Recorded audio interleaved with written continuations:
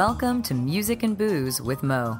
I'm Mo Herms, and I've worked in the music industry most of my life, so have met some pretty amazing musicians over the years. I also love a good cocktail, and I've encountered some really interesting bartenders as well. It seems that there's a lot of crossover, so when I can, I like to talk to musicians and bartenders about music and booze. Join us at the bar, won't you?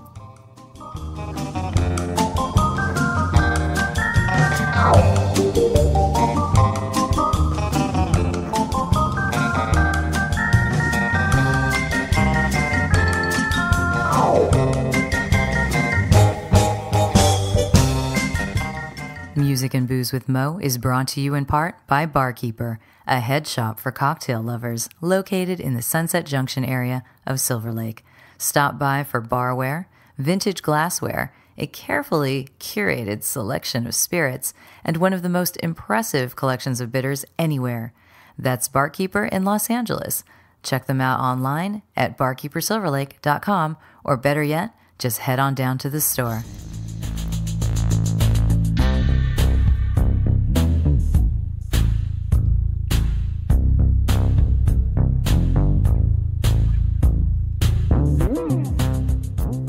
On this episode of Music and Booze with Mo, I am joined by Yael Vengroff, aka Stormborn, who is the beverage director for The Spare Room, Winsome, and Genghis Cohen in Los Angeles, California. She also has a very long and storied history in the cocktail world, having trained with some legends and become a legend herself, more or less. She will also be at Tales of the Cocktail this summer, leading a seminar on guest bartending because she's made a name for herself, bringing in really star quality and really, really fun guest bartenders to her place, The Spare Room, out in Hollywood. So sit down with us at this slightly noisy but oh so charmingly Hollywood cafe while we sit outside and talk about, you got it, music and booze.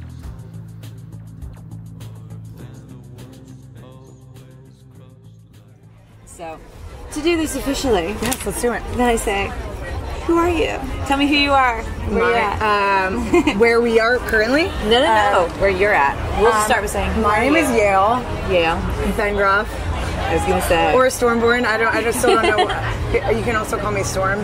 Storm. That's the new one. Is it Storm like the X-Men thing, or is what's behind the Storm thing? Well, Stormborn It's is Stormborn, and that reminds me of something. is from Game of Thrones. That's what it is. Thank you. I had a bartender 90 years ago named Eric Ricky, who, when I was opening a bar in San Francisco, started calling me Khaleesi and Mother of Dragons, and then it just kind of stuck.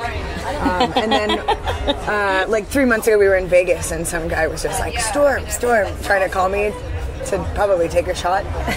And we thought that it was pretty funny, and then I just started introducing myself. But my name is Yael, and we're here in Los Angeles. We're in Hollywood, and you've worked all over the place doing cocktails. How long have you been doing cocktails? For, I would say, officially 9 years. Yeah? Yeah. Because you seem to know everyone, like, all over the country.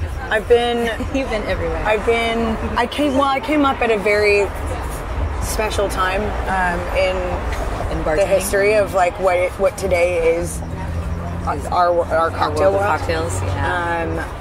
Let's see, so that was 2005. Oh, wow. Where are we? We're okay, 2018 now. Okay, so no, that's a lot. 2007 was when I was first introduced to cocktails. It was around the time that PDT and Death & Co. And were you in New York at that time? I was living in New York. Obviously, Milk and Honey had been open for a long time, but it wasn't until these other bars started popping up that I discovered cocktails. I met Jim Kearns at Gold Bar, and he kind of opened my eyes to the entire world of cocktails, and eventually made my way over to working at the Baggy Club. Oh, wow. Cool. And that was like the beginnings of Young Jarl. That and an amazing restaurant called Taylor, which is now closed, but was a restaurant that was opened by Sam Mason from WD50. And the bar program was run by this very brilliant man named Evan Freeman. And I was just a cocktail waitress, and I begged him for years to become a bartender, and it was like this insane bar team of like Alex Day and Tim Cooper and Adam Del Giudice and Marshall Altieri and like just this. And you're just in it. And I would just sit there and like copy down notes from them all day long, and then go home and copy down into my own notebook, and eventually, Were you like basically just the people that wanted to like be up there, and everybody was excited about learning, and it was all new to all of us. So it was like I don't want to say that there was any component of luck in how I came up, because I worked really fucking hard. But I like want to say like 30%. I owe like 30%. Good timing, and you worked really hard, and you had a good crew of people around you. For sure. Awesome. That's rad. That's really rad. And also at that time, were there many women doing it?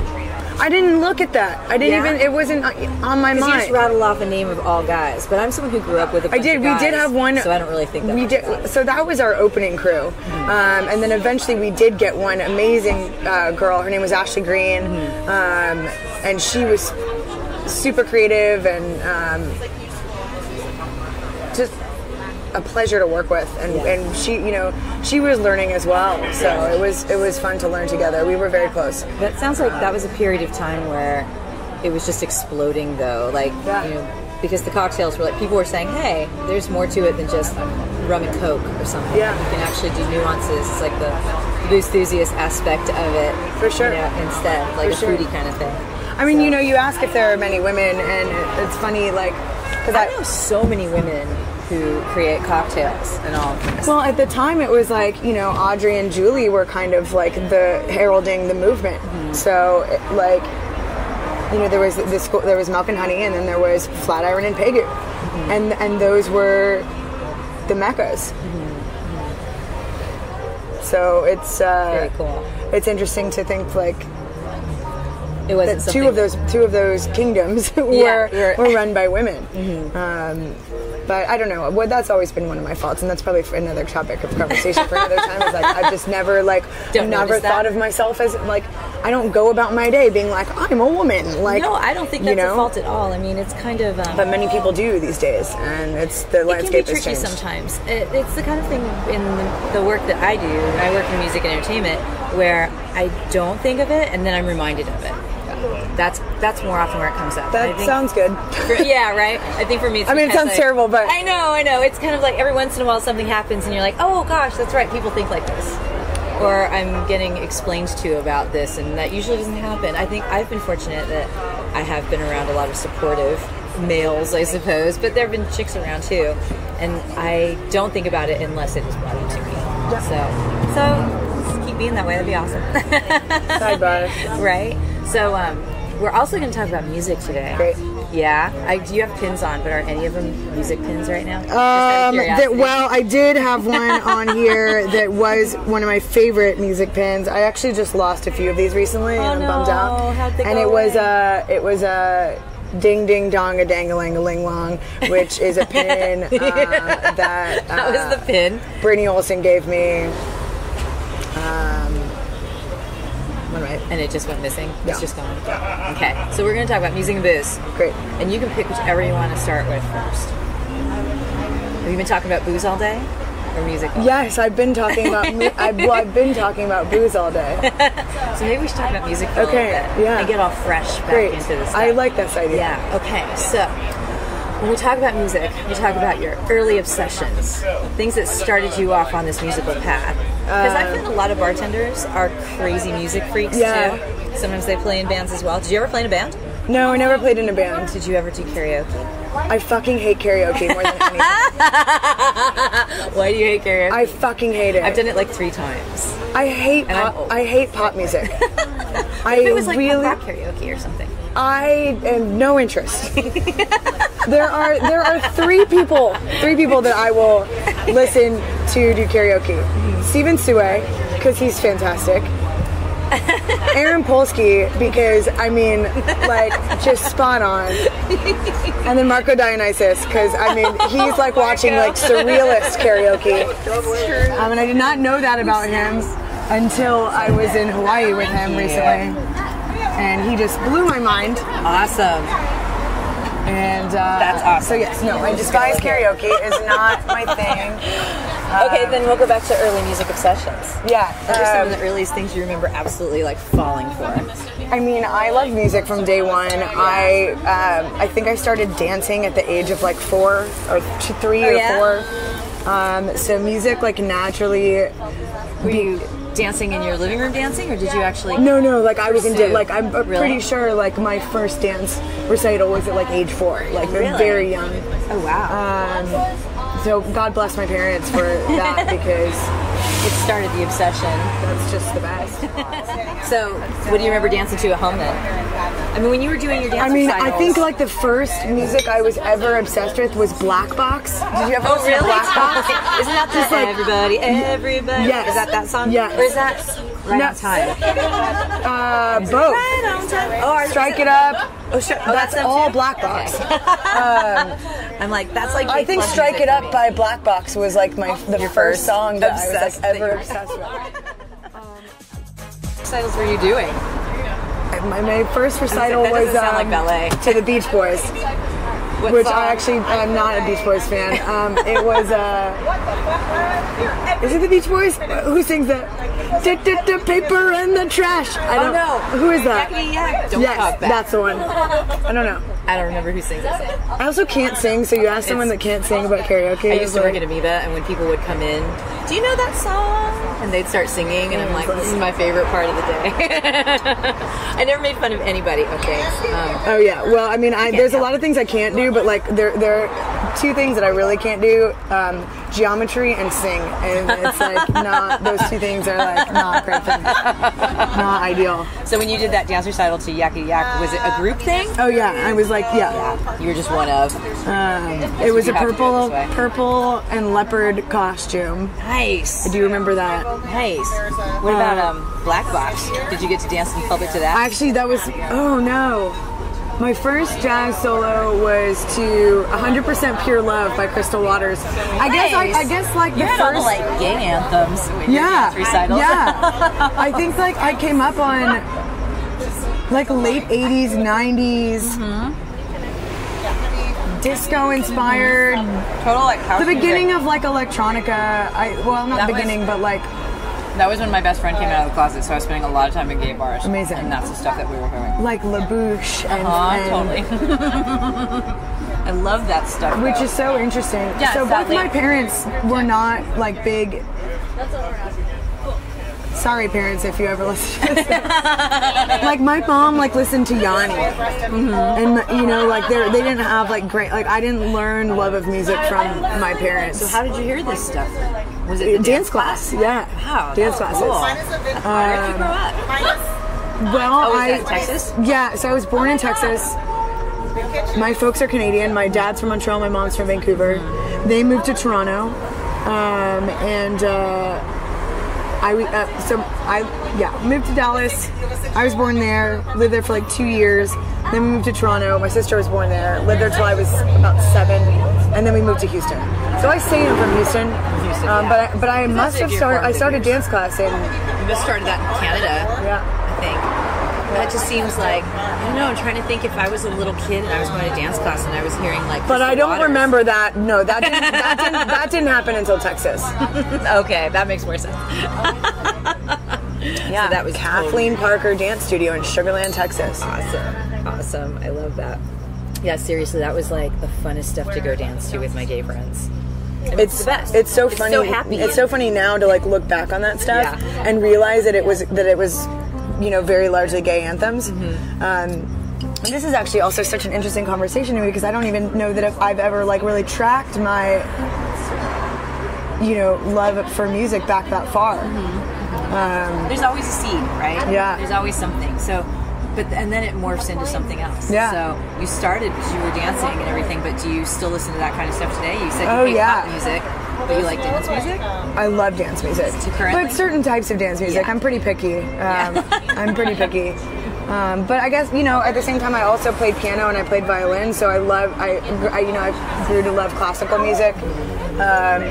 From there, it just became super varied. There definitely was a time where I loved pop music. I loved Ace of Base and Spice Girls and all that. And then I think everyone should have loved Spice Girls, personally. Yeah. And that movie was so amazing. So currently, what do you listen to? I listen to everything. The only thing I don't listen to, I really don't like popular music. And I fucking hate saying that because I understand and appreciate some of the brilliance of pop music. I think it's not that I'm just like, oh, I'm too like good and I don't want to listen to mainstream. It's like I actively don't enjoy it. And I really don't enjoy a lot of repetition. Yeah. And so when I'm hearing songs over and over again, I like. Sometimes when I get really into a song, I like have to be careful because I can bum myself out by playing it too many times in a row. I think there's a real risk in ruining a song for yourself by playing it too much. I do it all the time. Or having somebody else ruin it for you. I'm like done. So anyway, if you are running the bar, you can run the music program. Do you get to? It's funny that you say that. I made a playlist. Well, okay, I don't even know where to start. I got so into music that I thought that that's what I wanted to do. I learned how to DJ about halfway through college, and just thought that I wanted to produce music. And was it going to be dance music? I guess I would say like my two main loves would be electronica, which is very broad, and I can distill that down. In the early 90s, I rave DJ'd for a little while in San Francisco. Awesome. So I feel you, because at that time, like you were saying, that late 80s, early 90s thing, that was when the rave thing, I mean, there was always electronic music, right? Mm-hmm. But at that point, I remember it being really exciting. Yeah. It was like just like 808 State was doing stuff, and Bjork was performing with these electronic acts and doing really neat stuff, and coming out with like crazy devices that you'd never seen before. And it was so Bjork cool. was a very early inspiration. So right. I mean, I guess it was like probably one of my best friends to this day. Her name is Erica Dasher, and we went to middle school together, and then we both went to different high schools, but we stayed friends. She was a year older than me, and she kind of really introduced me to Bjork and Fisher Spooner and Blonde Redhead, and Fisher Spooner was probably like the most inspiring. It's so funny, once again, like very gay, pro-gay. Have you heard that new single, the latest single? Mm-hmm. Is it somebody's name? Well, they have a whole new album. They have a whole new album. They just played it like last week, I think. I was very upset to miss it. I was in Austin last minute. I didn't know until some friends of mine were posting the video, like their new video, which is like, yay, gay, gay. And I watched it, and then they were at the show, and I was very upset because that single was really good. I really liked it. But anyway. Brought you into the Fisher Spooner. We went to this club that's in Houston. It's still open. It's called Numbers, and we went to Numbers every Friday. And this was before we were even allowed to enter Numbers. Yeah, of course. And it was, I mean, around the time that the Postal Service came up, and LCD Sound System, and Hot Chip. I like went to Amsterdam when I was 17 and saw Hot Chip before Hot Chip was Hot Chip, yeah, and like right. so. And I was also like became a very like dark emo child around that time. You know what, though? That goes with like the Faint. And it was like the Faint and Bauhaus and like Faint and all that stuff, because those bands. Peaches I was like DJing when those bands were starting up. I was DJing on radio in San Francisco, and I was like, oh my god, I can play these with like OMD and Bauhaus and these early 80s Sisters of Mercy and like all of that, or like Throbbing Gristle, all these kind of early 80s kind of squelchy electronic bands that it was 80s synth stuff, and it was that moody gothy 80s synth stuff, and I'm like, oh, here it is again, like early Ladytron kind of was like that. Yep, too. Ladytron was like a So that was like my high school existence. But awesome. I lived, I was growing up in Houston. I love that shit. And at the same time, Houston rap culture is like the pulse of the city. So I was also like very much a screwhead and obsessed with DJ Screw and Chopped and Screwed and Bone Thugs and Twista and what the frick was I listening to back then? Fat Pat and Big Mo, and like it was like this. I was this strange like gangster goth princess. I don't think that's like strange. Nowadays it's not, but then it was really it? fucking It weird. was strange then in Houston.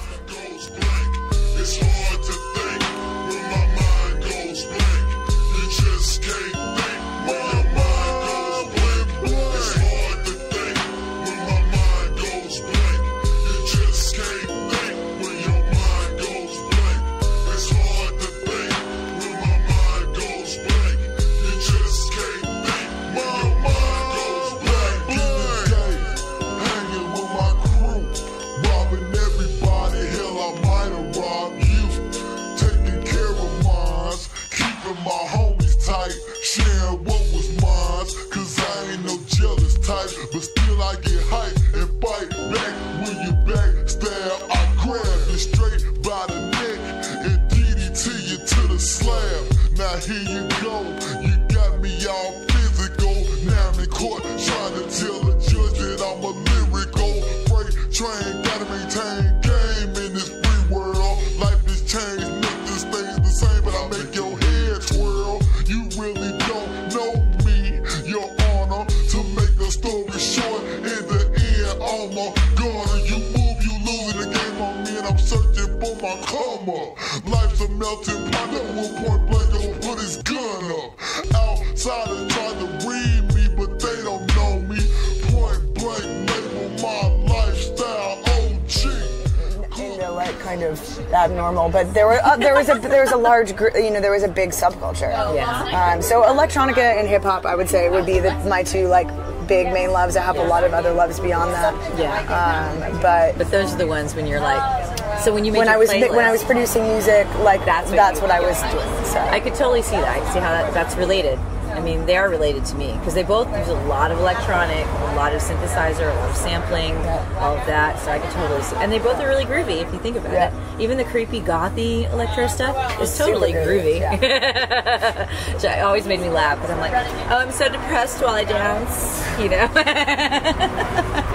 Well, yeah. I mean, I dance because I'm depressed. It's a true story. So when you came up with your playlist for the bar, when you thought you were going to get It didn't even start as that. It started because I was making a playlist for running. Oh, really? And being angry and, the and needing to get it out. And you just had to get the energy out of we you. named it Mr. Rage Goes for a Run. And that's what we're going to call the playlist that you make up for this podcast. oh, perfect. Mr. Rage Goes. Mr. Rage. Well, no, it has to be Maybe Mr. Rage Goes for a Run for a Part drink. 2, or is it Mr. Rage Goes for an interview? For a I don't know. Mr. Rage goes to La Poubelle right now. Mr. Rage hangs on Hollywood Boulevard. Totally. There we go. Actually, we're on Franklin, not on Hollywood Boulevard. usually find him just hanging around Hollywood. So you made it for yourself for the run. And Yeah, and then I shared it amongst my friends, and everyone was like, "Oh my god, it's really fucking good. Can you keep adding to it?" And then it just became this playlist that I kept adding to. Is it on And- Spotify? Yeah. Okay. It's called Mr. Rage Goes for a Mr. Run. Rage Goes for a Please Run. subscribe if you enjoy. I think you'll be pleasantly surprised.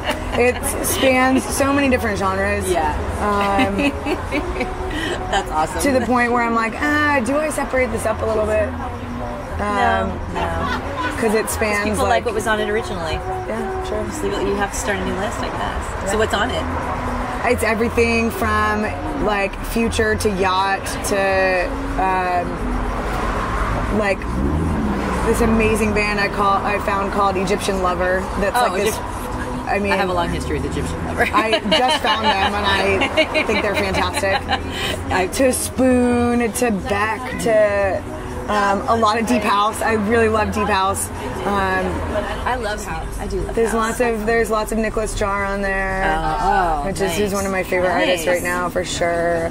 There's a lot Nicholas Jar of is weird. he's But that's probably my favorite. Like, Do you like John Talabot? Have you heard that stuff? no. I'll send you a thing. You'd love it. He's from Spain. Not as quirky as Nicholas Jar can be. More rhythmic. Okay. But definitely has some of that kind of out there aspect that Nicholas Jar has as well. Really cool stuff that I really like. His stuff. I'll send you a thing. Anyway. All right. Well, what do you drink to then?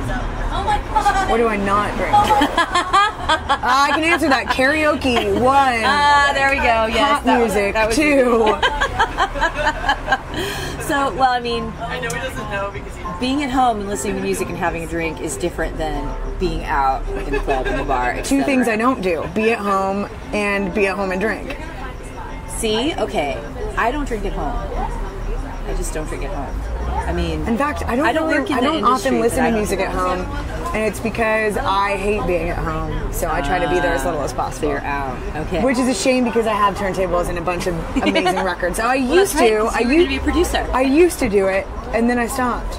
Did you used to like DJ for yourself at home? Yeah. Really? I just have one turntable.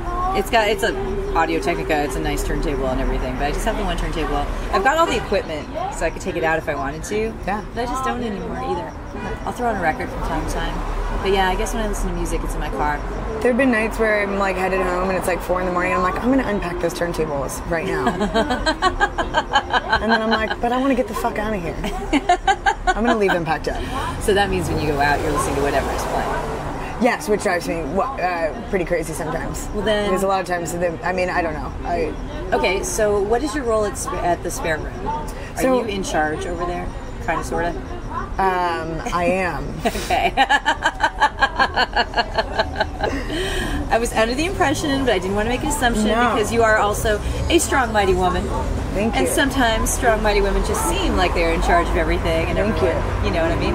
So I didn't want to if you weren't. I work for 2 incredible humans named Yeah. Mark and Med, and they own the Spare Room. They own Genghis Cohen and a restaurant in Echo Park right. called Winsome. Oh, I haven't been to Winsome yet. I've been to You Genghis Cohen. are losing out. I will get down there. I know I need to get down there. So do you work down there as well? So I am the beverage director for all our 3. properties currently. Okay. And yeah, so I typically tell people I do everything liquid. Anything that's a liquid is my situation. So I've seen you. I think I have seen you at Genghis Cohen. I know I was there. I'm not behind the bar there. Well, yeah, but I was there when the False Idol guys were Okay, there, yes, and I I was think there. you were hanging Yeah. around. And then that's when I was like, oh wait, she's there too. So when you're at Spare Room, though, do you get to play the music in there ever? Because that's always. So we have a anytime DJ I every go- night at Spare Room. They come Oh, at you do? 10. Okay. And from about 8 to 10, we listen to Mr. Ridge. So in that sense, yes, I do handle the music at the Spare Room. So what's your favorite stuff that comes on then? If it's the Mr. Rage list, it's stuff you love The whole already. playlist is mine. It It's is all yours. brilliant. So everything makes you happy. Yeah, it does. But what makes me happy is it also makes the staff seems to enjoy it too. But Yeah. one of my to please the staff and the clients or the customers, that's tough. I used to program music for restaurants and venues across the country for years, and whenever I'd meet with them, like, first, what are you building? What are you building your plate? What kind of materials are you using? Yep. If you're putting copper in your ceiling, you can't have brass bands you're playing. Sure. It's gonna sound terrible, stuff like that. But what is your vibe? Okay, you're a tapas bar. You're this. You're that. What do you want it to be? And what can I do that your customers will enjoy and your staff won't get sick of? Yeah. That was always my Well, goal. we're really lucky. Like I said, my bosses, Mark and Med, are the greatest people I've that you've ever worked been for ever. lucky enough to. Well, I've had a lot of great bosses. Yeah, I was But, gonna say, it sounds like you've they're worked with definitely the greatest, and they've given. So my RGM, she's a soldier. Her name is Leticia, and she also has great music taste, but can't specifically pinpoint it as well. Yeah. So we actually work together. Like anytime that we're looking to hire a DJ, we both will meet the DJ together. And I'll kind of explicate what we're looking for. Technically, while she talks about the vibe, and in every interview that we have with the DJs, she always mentions, we're like, oh, it's like, what are you looking for me to play? She's like, well, the staff has to enjoy it, which I think is really cool. Yeah. No, don't get me super wrong. It's not important. all about us. No, but you guys can't suffer the whole night because as hard as you're trying to be into it and just to ignore the music and everything, you can't. It's I gonna get at you. can prove on camera that I am I gain light speed superpowers when the right music is on. Yes, because believe it that. becomes choreography. And if you complain once more, you'll be done. I love you.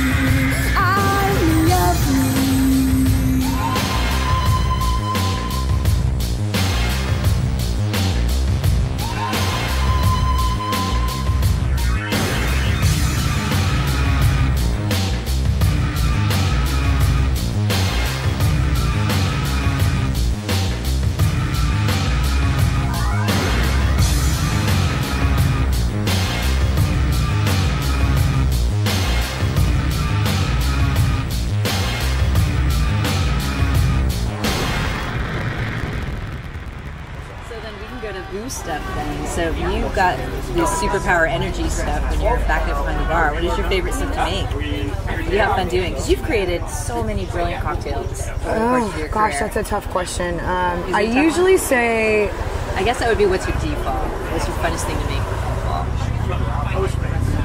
it really depends on who they are. Yeah. I mean, and that's typically my answer. You can't help it because that's hospitality, right? I mean, Yeah, you want to please who that it's not about me. It's about them.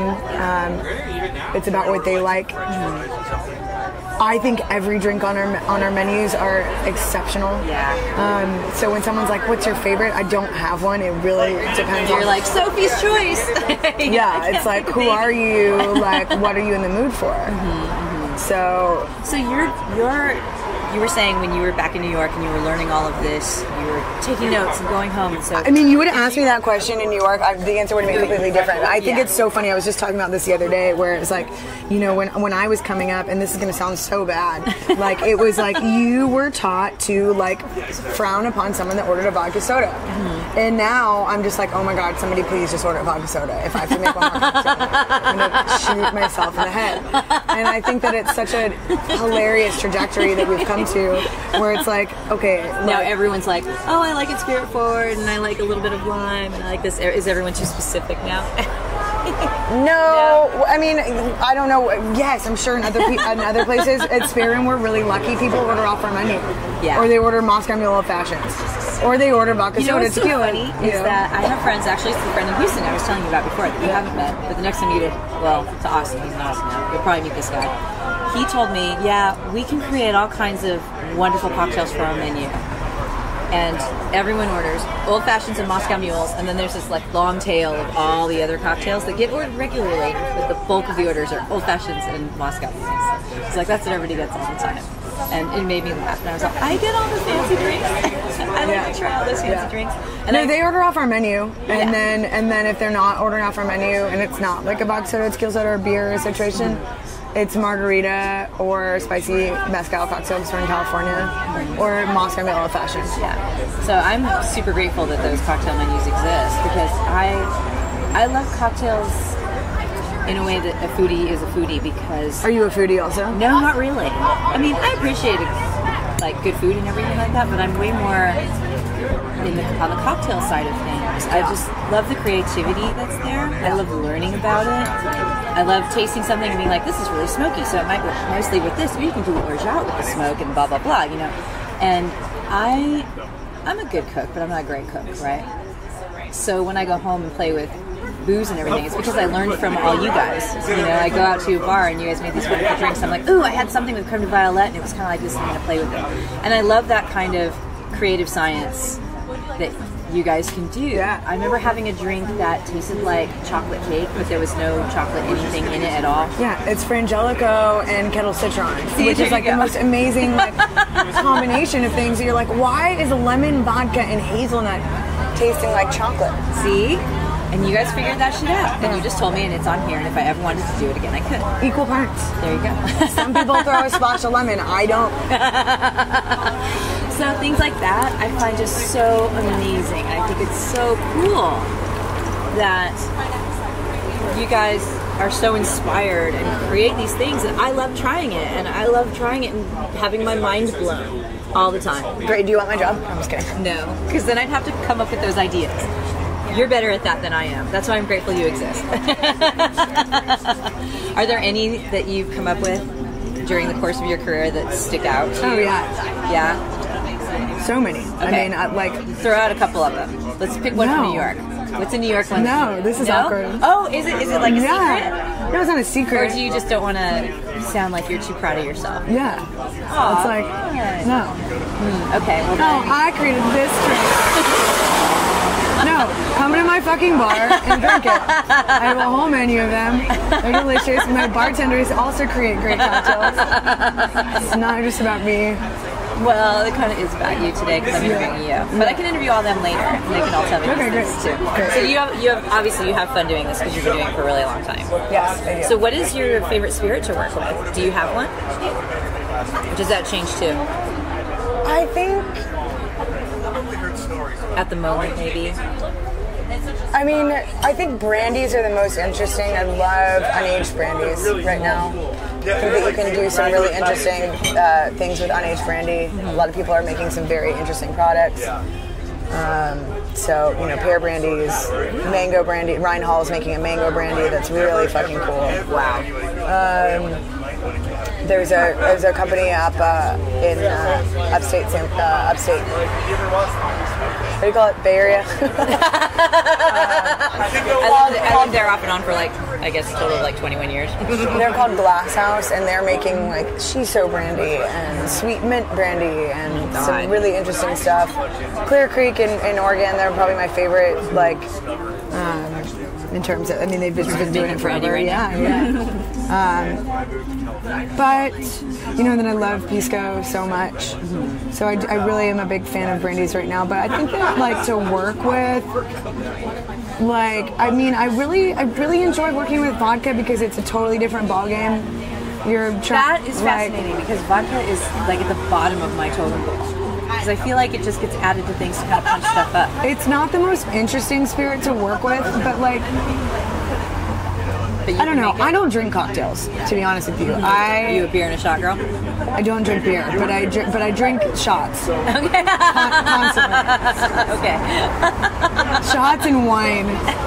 Shots and sherry. Are you guys doing okay back here? Yeah, totally. Thank you. Shots and sherry. So are you making sherry cocktails? I do make a lot of sherry. Sherry's like such a thing right now. For the last couple of years, I feel like sherry's a really hard sell at the spare room, but I do make. Yeah, I have to I have to disguise it in the verbiage. No, I love a lot of fortified wines as well, especially as a base of cocktails. But I think vodka is interesting because, once again, it's not the most interesting thing to work with, but what you like when you're working with all the other spirits, you're trying to make sure that like their profile still is retained and that they shine through. But vodka's neutral, so you get to choose the flavor that you're trying to create as opposed to letting the spirit dictate that. So I've done a lot of interesting things with vodka. All right. But gin I think is like the like gin. And I really do love working with pisco right now. Yeah. Would be. Have you been to Whitechapel in San Francisco? I haven't. Oh my God. I would love to go. Yeah. You would absolutely melt. It's ridiculous. It's just ridiculous. I mean, I guess I honestly, I think I really enjoy working with everything but whiskey. Sorry, whiskey. I don't know what happened to me, but I like lost my taste for aged spirits, except for rums. And cognacs, armagnacs. So I guess I really just don't like whiskey. It's that sugar thing. I know what it is. But yeah, vodka. So I have to come to your bar and try some of your vodka stuff because I just don't even give the time of day to. Oh, I love it. There are things I'll see it and I'll go, oh, there's vodka in it. That's cool. And every once in a while I do get something that has vodka in it. My friends will tease me about it. There's a time and a place, you know? Like, I don't hate vodka. It just doesn't seem like it's useful to me for some reason. Sometimes you've been drinking and you want to keep drinking, but you don't necessarily want to taste the spirit that you're drinking, you know? Sometimes Very intriguing. So let's go back to you. I want to talk about you. So you were in New York, and then where did you go after you left New York? I went to India. Whoa! Did you bartend in India? I did. Shut up. Opened a bar in India. What? Yeah. Way to bury the lead. That's awesome. Is that the lead? How many people? That could be a lead. That could be one of several leads, I'm sure. How many people can say that? I mean, a lot of people can say that. I guess I should say how many people do I know that can say that? You're the first. So, So wow, you totally just blown my mind. Where in India? It was in Mumbai. Oh my God, that's Kolaba, amazing. which is like south. That's incredible. How long were you there? I was there for 8 months. Wow. What kind of bar was it? It was a restaurant. It was a restaurant. A restaurant with a bar. Yep. That's amazing. Yep. That is a really incredible. It seems like it should have been a really incredible experience. It was. It was an amazing experience. It was a project that was a client of proprietors who were good friends of mine and hired me to open the bar there. Yeah. Oh my God. So then I met them and I didn't meet them, but like worked with them, and then they were based in LA, and the goal was to come back to LA and continue working with them, and so that's when I wound up moving to LA. Yeah.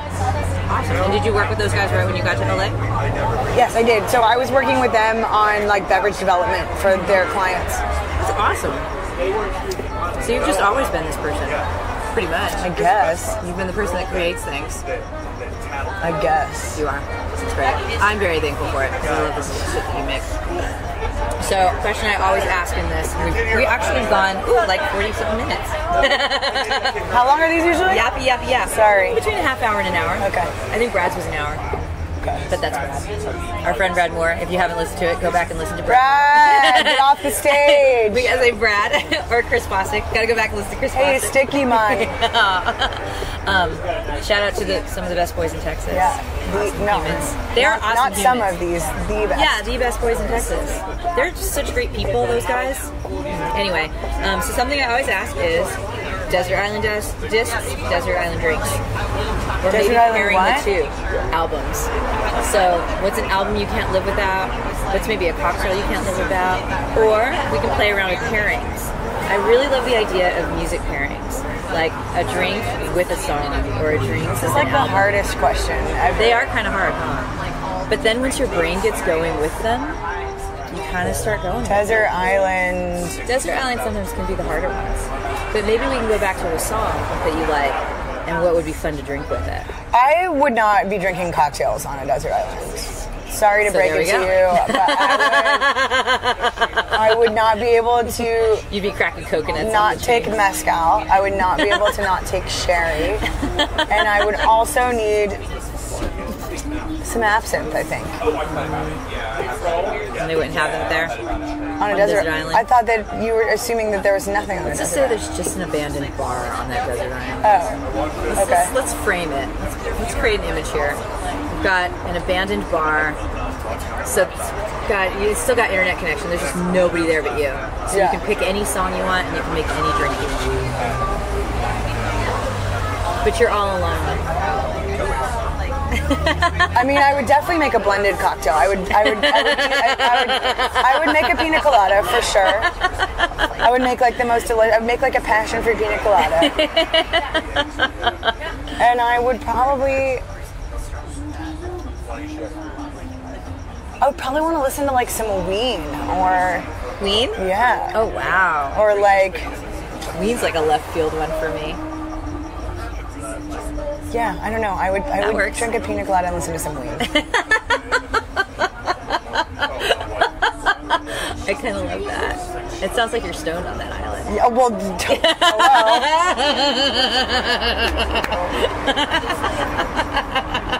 if I'm stuck on an island, you're like, I'm going out the best way I can. Yeah. I'm gonna need to like relax myself because I hate being alone so much. Well, let's switch it around then. Let's say that you're here in LA and you're at some club and it's completely under your control. You're at some bar and you get to play whatever the fuck you want and people get to drink whatever you tell them to drink. You're totally in charge. Mr. Rage goes for a run. The whole dang playlist. It'll be the best night ever. And what are they drinking? Like shots of mezcal and pear brandy. Also a lot of sherry. Oh, I love it. And Rand Nephew.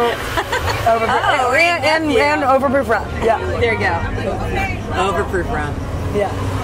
Cool. All right. Well, tell everybody where they can find you. How do you want people to find you? The Spare Room? On Instagram? What's your ideal? You can find me at the Spare Room, which is 7000 Hollywood Boulevard. It's in the Roosevelt Hotel. It's on the mezzanine. I'm there Fridays, Saturdays, and Sundays, sometimes during the week. And on Sundays too? Yes. That's when Justin's bowling there. Typically always there on Sundays. Yeah. The championship is this weekend, this Sunday. Championship? Finals. Yeah. Oh, God, that's right. That's right. Okay. And on Instagram, I'm at ASAP Stormborn, ASAP Stormborn. No underscore, just ASAP Stormborn? Yeah, just all the way across. ASAP Stormborn. Okay, there we go. So that's what you can find Yael, in case you were wondering. There's a link to Mr. Rage Goes for a Run in my profile. There will be a link to Mr. Rage Goes for a Run when I post this Great. podcast as well. Perfect. And we'll have, maybe I can pull stuff from that for the other side one. But yeah, cool. Thanks so much for meeting with me and yapping. Yeah. Is there anything else you want to tell the people? Listen to all of Mo's shit. Because I know nice humans. I'm very lucky that way. And if you guys are traveling folks, go visit everybody she interviews. Yeah, do visit all those people because they're awesome. They are awesome. Okay, cool. Thanks so much. Bye.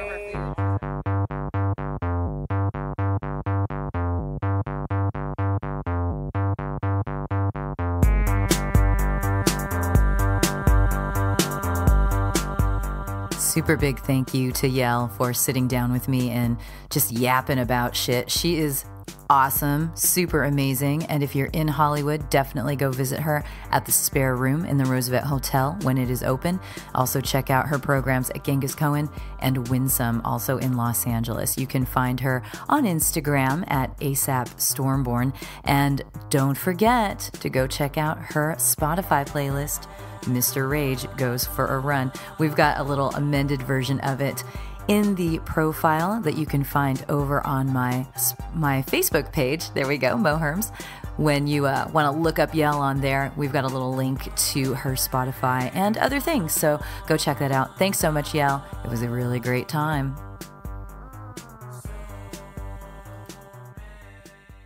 Music and Booze with Mo is brought to you in part by The Blind Rabbit, a speakeasy located in the Anaheim Packing District. The Blind Rabbit has twice been given Best Mixology Awards by the OC Register, as well as several nominations for their innovative cocktail program. For more info and to make reservations, go to theblindrabbit.com. Thanks for tuning in to our barroom chats on Music and Booze with Mo. For more info about today's guests and our Spotify playlist, check out my Facebook page, Mo Herms. Please subscribe to the podcast and feel free to tell all your friends about it.